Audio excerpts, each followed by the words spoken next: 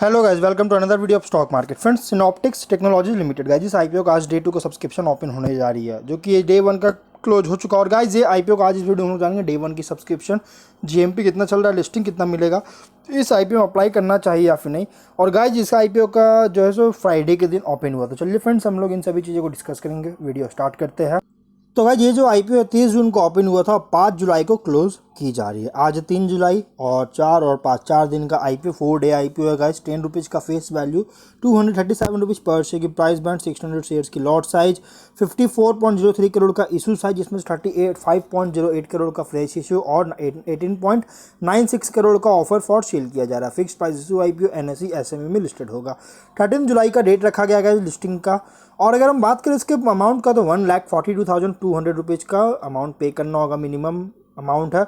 और ये गाइज, इसका अगर रिजर्वेशन की बात करें, यहाँ पे गाइज एक बहुत बड़ी अपडेट है गाइज। यहाँ पे अगर देखा जाए तो गाइज, इसमें क्यूआईबी को ऑफर नहीं दिया गया, बल्कि मार्केट मेकर शेयर्स को दिया गया 5% का, अदर्स को 47.5% का, रिटेल को 47.5% का ऑफर दिया गया है। कंपनी के प्रोमोटर से जगमोहन मनीलाल शाह, मिस्टर जतिन जगमोहन शाह और मिसेस जानवी जतिन शाह इस कंपनी के प्रोमोटर्स है, जो कि प्री इशू 100% का और पोस्ट इशू 73.11% का होल्डिंग्स देखने को मिल जाएगा।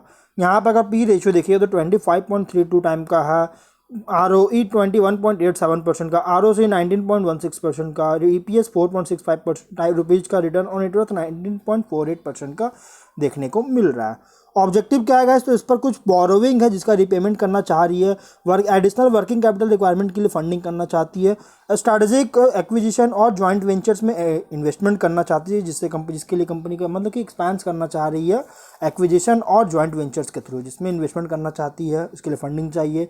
जनरल कॉर्पोरेट पर्पस के लिए आईपीओ लाया गया है। अगर हम बात करें इसका सब्सक्रिप्शन का, तो गाइज डे 1 का सब्सक्रिप्शन अगर देखिएगा तो अदर्स में 0.12 टाइम का सब्सक्रिप्शन है, जो कि बहुत ही वीक देखने को मिला है। रिटेल यहाँ पे 0.2 टाइम का सब्सक्रिप्शन है। टोटल 0.25 टाइम का सब्सक्रिप्शन देखने को मिल रहा है, जो कि बहुत ही वीक सब्सक्रिप्शन देखने को मिला है। मतलब कि 25% का 1/4 इसका सब्सक्रिप्शन देखने को मिल रही है इस आईपीओ में। तो मतलब कि कह सकते हैं गाइज कि कंपनी उतना अच्छा परफॉर्म नहीं कर रहा है, इसका आईपीओ उतना अच्छा परफॉर्म नहीं कर पा रही है। तो आखिर ऐसा क्यों हो रहा है? चलो उसको बिजनेस को देखते हैं। 2008 में इनकॉर्पोरेट किया गया था। आईटी सर्विसेज और सॉल्यूशंस प्रोवाइड कराती है कंपनी। यहाँ पे देखिएगा तो आईटी इंफ्रास्ट्रक्चर के एरियाज़ में जो है सॉल्यूशन ऑफर करता है। जैसे यहाँ पे ब्रांचेस को कनेक्टिविटी देना, ब्रांचेस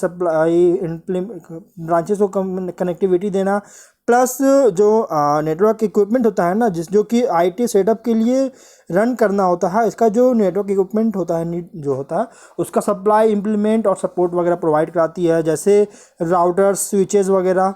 और कंपनी जो है यहाँ पे कस्टमर्स के लिए डिज़ाइन सॉल्यूशंस भी डिज़ाइन करता है, जैसे क्लाउड का एप्लीकेशन, क्लाउड में एप्लीकेशन का जो नीड होता है उसका लिए जो यहाँ पे डिज़ाइन करती है। एप्लीकेशन माइग्रेशन भी करता है। फिर उसके बाद यहाँ पे क्लाउड में सेटअप वगैरह भी मैनेज करती है। आईटी सिक्योरिटी सॉल्यूशन जो है ये फायरवॉल इंस्टॉलेशन वगैरह भी करता है, मैनेजमेंट वगैरह करती है फायरवॉल की। डेटा सेंटर डिज़ाइन जो है, डिज़ाइन और डेटा सेंटर जो है ये डिज़ाइन और सॉल्यूशन देती है एक नए और टेक्नोलॉजी का के साथ, जिसका मतलब कि नई टेक्नोलॉजी के साथ, जिससे कंपनी जो है यहाँ पे स्पेस का यूज़ होता है, कम स्पेस का यूज़ कर सके, पावर का भी कम यूज़ कर सके, और उसके साथ साथ कंपनी इन्वेस्टमेंट वगैरह भी कर सके। और इसमें मतलब कि क्लियरली डिफाइंड आउटकम्स के साथ जो ये सभी चीज़ें दे रही है। सिनॉप्टिक्स टेक्नोलॉजीज जो है यहाँ पे एंटरप्राइज स्मॉल बिजनेसेस में भी हेल्प कर रहा है, गवर्नमेंट में भी बहुत ज़्यादा हेल्प कर रही है डिजिटल जर्नी में।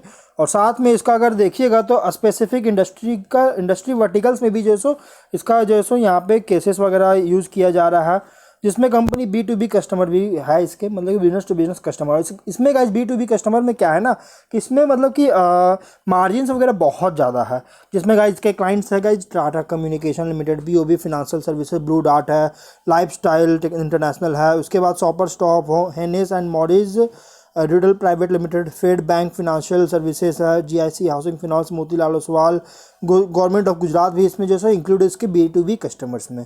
अगर हम यहाँ पे देखेंगे तो कंपनी जो है रिसेंटली BSNL के साथ भी एग्रीमेंट साइन किया है, जिसे कंपनी प्राइवेट LTE और प्राइवेट 5G मतलब प्राइवेट 4G और प्राइवेट 5G सर्विस जो है सो पार्टनरशिप के थ्रू जो है सो नेशन वाइड प्रोवाइड कर सके। ऑथोराइज बन चुका है BSNL के साथ पार्टनरशिप होने के कारण।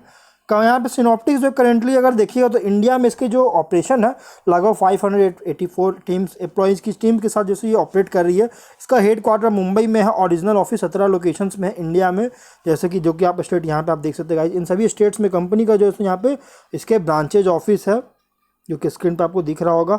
अगर हम इसके फिनेंशियल देखें गाइस तो इसका फिनेंशियल है 20 में 33.26 करोड़ का, 22 में वही 20 में रेवेन्यू 22.1 करोड़ का, रेवेन्यू प्रॉफिट है 1.8 करोड़ का। यहाँ पे 37 करोड़ का एसेट्स है, 34 करोड़ का रेवेन्यू और 2.3 करोड़ का प्रॉफिट है। 22 में 42.7 करोड़ का एसेट्स, 50.9 करोड़ का रेवेन्यू और 4.3 करोड़ का प्रॉफिट। 9 मंथ्स 23 में 53.7 करोड़ का एसेट्स, 34.4 करोड़ का रेवेन्यू, 5.2 करोड़ का प्रॉफिट और डेट है 19.59 करोड़ का। तो यहाँ पे का फिनेंशियल देखिएगा इस कंसिस्टेंट ग्रोथ देखने को मिला है, चाहे वो 21 हो 22 हो, बहुत टॉप एंड बॉटम लाइन से कंसिस्टेंट ग्रोथ देखने को मिल रहा है। लेकिन यहाँ पर अगर देखिएगा तो 23 के फिनेंशियल में कंपनी एक सडन बूस्ट देखने को मिला है, जो कि फ्यूचर में सस्टेनेबिलिटी को लेकर एक कंसर्न क्रिएट कर सकता है, जो कि एक बहुत बड़ा ये जो थोड़ा ड्रॉबैक है। लेकिन यहाँ पे अगर देखा था हाईली कॉम्पिटिटिव और फ्रैगमेंट सेगमेंट में ऑपरेट हो रहा है और इसके कॉम्पिटिटर जो है बहुत बड़े बड़ी कंपनीज के कॉम्पिटिटर है। और अगर हम इसका थोड़ा सा पॉइंट्स को जाने तो हम लोग इसके पहले स्ट्रेंथ देखेंगे, जो कि यहाँ पे कंपनी आईटी सॉल्यूशंस जो इंटीग्रेटेड आईटी सॉल्यूशंस और कस्टमाइज्ड जो है सो प्रोवाइड कराने में एबिलिटी है, प्लस इसके एक्सपीरियंस्ड और रिजल्ट ओरिएंटेड टीम है। डिमॉन्स्ट्रेटेड ट्रैक रिकॉर्ड देखने को मिल रहा है स्ट्रॉन्ग फिनेंशियल परफॉर्मेंस के साथ, जो इसका फिनेंशियल परफॉर्मेंस है बहुत ही स्ट्रॉन्ग है, ट्रैक रिकॉर्ड भी डिमॉन्स्ट्रेट देखने को मिल रहा है। Strong pool of technically qualified base है आईटी प्रोफेशनल्स का और पैन इंडिया प्रेजेंस भी है कंपनी, जो कि लगभग इंडिया के बहुत मैक्सिमम स्टेट्स में कवर कर रही है, 19 स्टेट्स। लेकिन इस पर कुछ रिस्क भी है। रिस्क क्या है तो उस पर लीगल प्रोसीडिंग्स वगैरह जिस तो अभी तक इसका जो सो आउटस्टैंडिंग मतलब कि पेंडिंग में है और जिसका अभी तक आउटकम नहीं आया है, मतलब कि रिजल्ट अब तक नहीं आया, जिसका अगर ये रिजल्ट आउटकम जो है सो अगर कंपनी का अगेंस्ट होता है तो कंपनी के बिजनेस में बहुत बड़ा इफेक्ट पड़ सकता है, कंपनी का बिजनेस फिनेंशियल कंडीशन रिजल्ट्स पे बहुत ज़्यादा इफेक्ट पड़ सकती है। प्लस कंपनी जो यहाँ पे एक इसका जो रेवेन्यू होता है ना, ये मैनेज्ड आईटी सर्विस बिजनेस से जो मेजॉरिटी रेवेन्यू जनरेट हो रहा है, जिसके कारण गाइज अगर ये फैक्टर्स के कारण गाइज अगर इसका डिमांड वगैरह में अफेक्ट पड़ता है ना, इसके आईटी सॉल्यूशंस या पोजीशन आईटी सॉल्यूशन के लिए अगर डिमांड का अफेक्ट पड़ सकता है, फैक्टर्स के कारण जैसे डिमांड वगैरह पड़ सकती है, कम हो सकता है, अफेक्ट पड़ सकता है।